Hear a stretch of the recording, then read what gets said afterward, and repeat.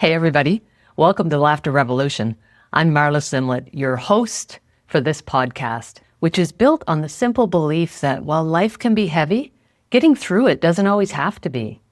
Because one of the most powerful tools that we all have for growth, for resilience, for getting unstuck is something that we've been overlooking: laughter. And not just as an escape, but as a reset button for change. So here we're going to learn and grow and laugh our way to becoming our greatest selves. So let's get into it. So you're probably wondering, Marla, what's the deal with laughter? What the heck are you talking about? And I was like you only a couple years ago, because for me, laughter wasn't something that I thought about very much. Sure, I love to laugh, don't we all? And I love to make people laugh. That's a core piece of who I am. But I didn't really give a lot of thought to when laughter was happening. I mean, it just seemed like a happy accident. But that all changed coming out of what I affectionately like to call my 3 years of yuck. So let me take you back. April 2020. Now, we all know that there was something fairly big going on in April 2020. Hello, pandemic.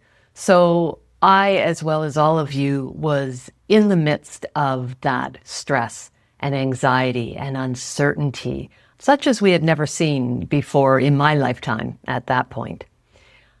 In addition to that, my husband, Michel, was heading into the hospital for some surgery that was supposed to be fairly routine. I dropped him off at St. Paul's Hospital here in Vancouver on the morning of April 27th, and thus began the 3 years of yuck. Long story short, the original surgery did not go well. He almost died, and it began a process of 3 years of multiple surgeries, long hospital stays, uncertainty and stress and fear that we didn't know whether he was going to actually be able to survive it, to live a normal life, to have the life that we had hoped that we would have.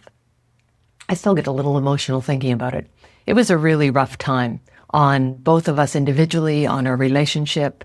In addition to that, in June of 2021, I guess about a year later, my dad died quite unexpectedly. And he was in Nova Scotia. I hadn't been able to see him during the short time that he was sick. The death was unexpected, and we couldn't gather together as a family to process that because of COVID. So these two things combined with the fact that I had always had anxiety from the time I was a child accumulated in me developing a full-blown anxiety disorder.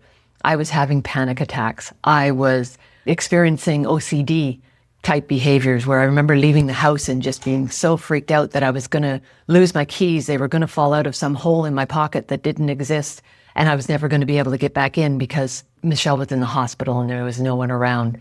So it got to some pretty extreme points. One of the things that was happening with this anxiety disorder as well was that the symptoms of it were mimicking the symptoms of COVID. And so I was constantly in this struggle of, I might be sick, I might have COVID, and all the stress that went with that, but I can't go into the hospital. I can't visit with Michel and help him out and support him and do the things I need to do because I don't want to make anybody sick. And so it was this constant battle that just added fuel to the fire. And where this story is going in my 3 years of yuck is that it all accumulated in what I like to call the washer guy story. So we call my husband's hospital stays season 1, season 2, and season 3 because there was 3 of them. And this was in season 2, which was a particularly long and stressful stay. And our washing machine broke. So we needed to get a new washing machine. So the day comes and the washer guy comes in to install the new washing machine. And he's got a mask on and he's working away on the installation and I'm doing my thing. About halfway through his visit, he took his mask off. And for whatever reason, I felt like I couldn't ask him to put it back on. And as my anxiety started to rise, I started to go into this space of spiraling.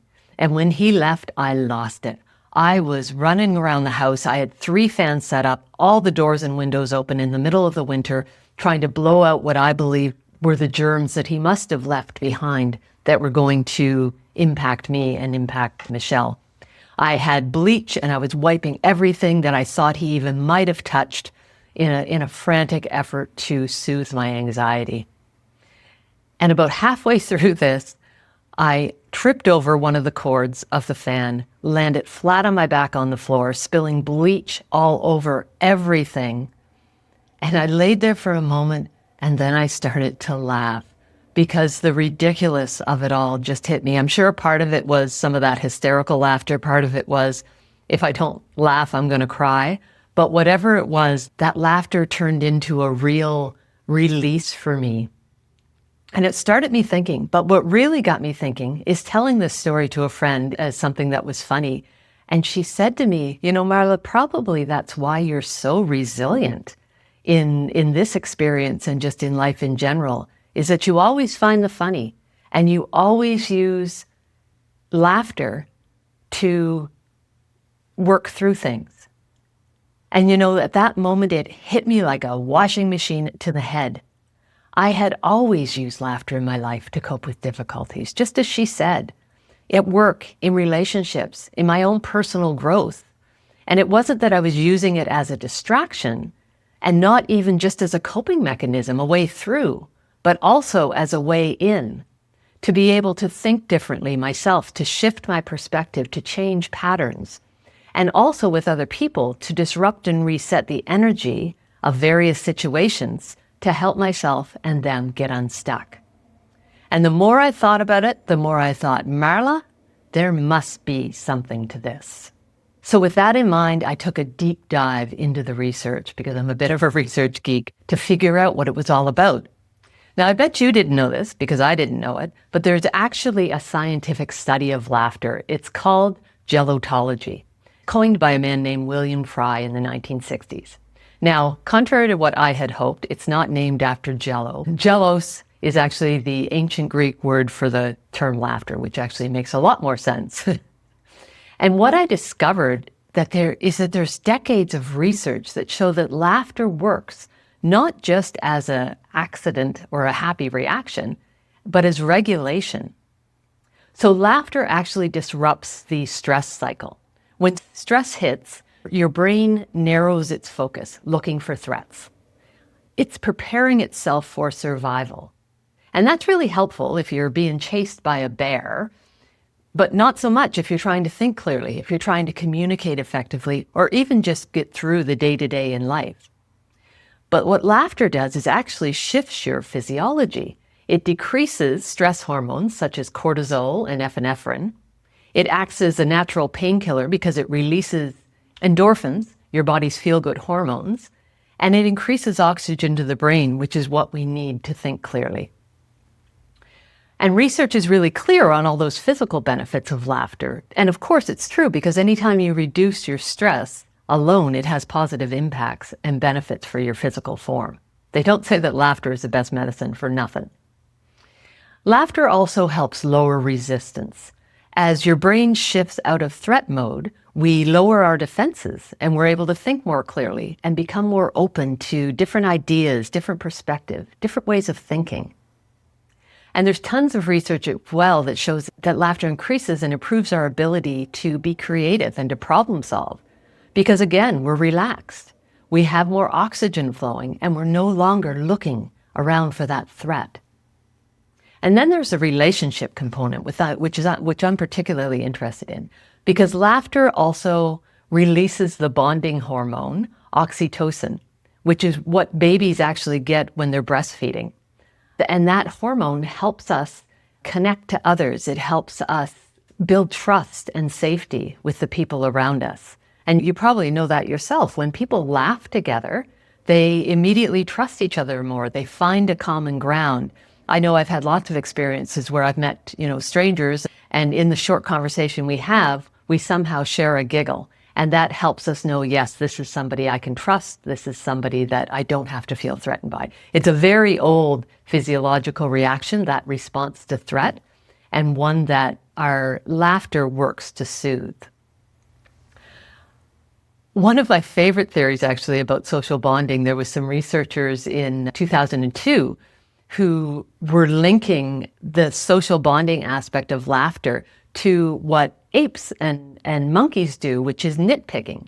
So in that primate world, in order to have social bonds and connect with each other and have that pleasure response of being with each other, apes pick nits off each other. So laughter, these researchers speculated, does the same thing for humans. So I love to have that image when I'm making people laugh. It's really just me picking nits off them and showing them that I love them. So there's an image that can stick in your mind for you as well.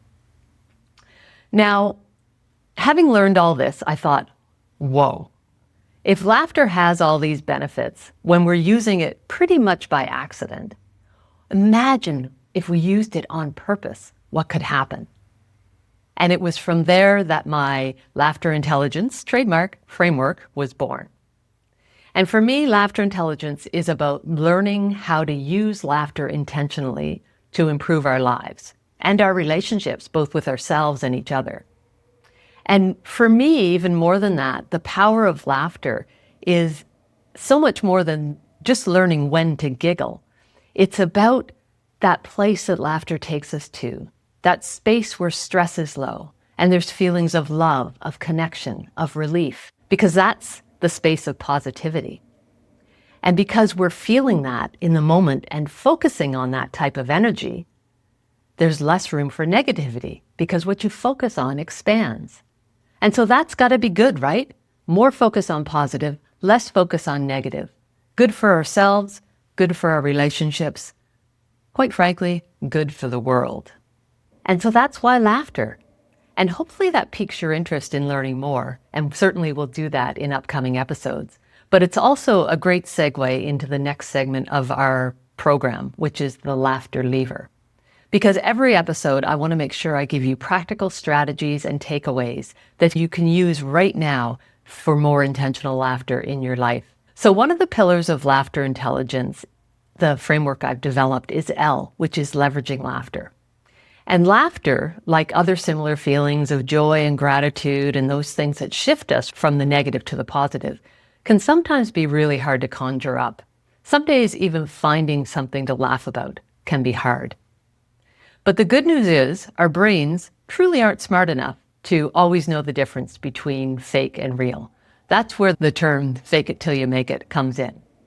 So we can activate the same positive benefits of laughter, even on the toughest days. So I always consider myself particularly lucky, and this isn't something I've told a lot of people, but I was actually born with something called IgG. And you may have been born with it too and may not even know it. IgG stands for internal giggle generator. And what that means is that I can actually turn laughter or a giggle on and off at will. Something like this.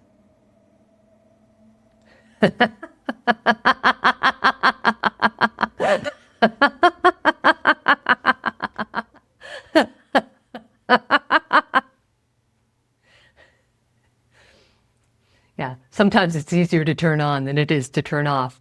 Because the thing is, oftentimes when we start out with a fake laughter, because it's so contagious and infectious, it instantly or pretty soon turns into real laughter.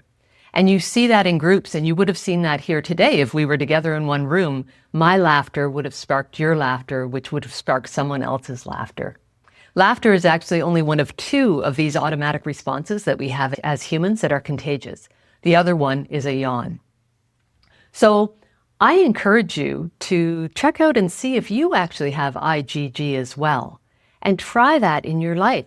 Practice it on your own. You can even take it out into the world. I don't know if I'd recommend you immediately go out and start laughing randomly in public, because you might get some strange looks, but maybe you like a strange look. I always do once in a while, because at least people are paying attention. But in any case, encouraging you to check out your own IgG and see where you can bring that into your life. And now one of my favorite parts of the program, the Laughter Lounge.